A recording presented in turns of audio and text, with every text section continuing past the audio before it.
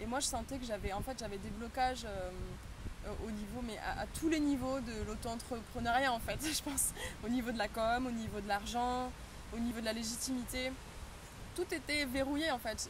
J'avais peur de gagner, de gagner de l'argent en fait avec ça. Je ne me sentais pas légitime de proposer ça. Et je supportais pas de faire de la communication. J'étais allergique en fait. Je voulais pas me montrer. Je voulais pas montrer de moi. Je voulais que les gens arrivent tout seuls. Bon, ça marche pas très longtemps. Donc Chloé, tu as participé à l'immersion Slow Business Alignement il y a 2 mois déjà, et j'aurais aimé que tu partages ton expérience, ce que tu as vécu, ce que tu as aimé, ce que tu as retenu. Avec plaisir.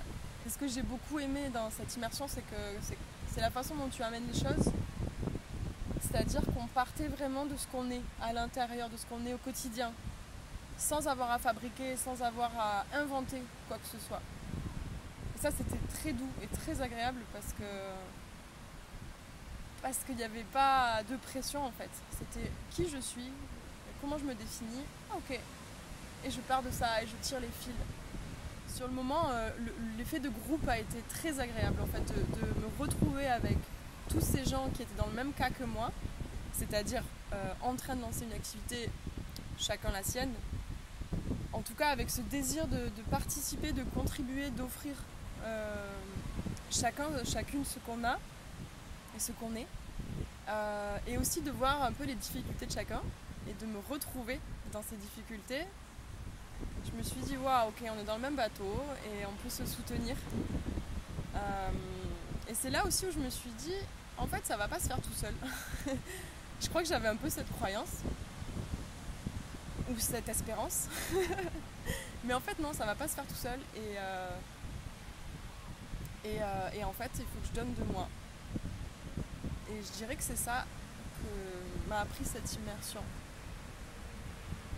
C'est que en donnant de moi, mais vraiment de moi, de ce que je suis, pas de ce que je veux faire ou de ce que je veux être plus tard, c'est de ce que je suis là tout de suite, de mes qualités, de mes dons.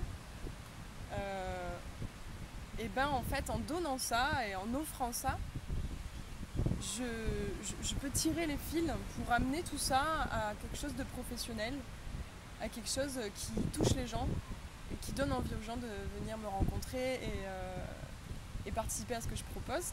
Cette immersion a été un tremplin vers tout de moi, tout de moi va vers ça. Et c'est pas juste une partie de moi et l'autre qui fait non, non, attention, c'est dangereux. C'est vraiment tout de moi qui va vers ça. Et je pense que ça a rassemblé toutes les parties de moi, cette immersion, pour qu'on y aille tout ensemble. Et alors, qu'est-ce que tu as créé? Et du coup, j'ai créé, je suis en création. J'arrive pas à dire que c'est créé encore, mais pourtant ça l'est. Mais parce que c'est encore le démarrage. Donc de toute une activité qui comprend plusieurs aspects. Il y a des séances individuelles de Wu Tai, qui sont des étirements profonds et doux au sol. Et puis toute une partie atelier, donc atelier de Wu Tai. Atelier de tout ce qui tourne autour du mouvement sensoriel, de la méditation pleine présence, bientôt du clown sensoriel, de la danse sensorielle, cours de yoga sensoriel qui commence la semaine prochaine.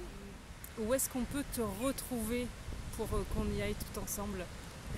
Eh bien, j'ai une page Facebook du coup, Ouais. que j'alimente, que je réalimente depuis quelques temps. Donc c'est Chloé Veilleuse. Et voilà, donc il y a toutes les infos sur cette page.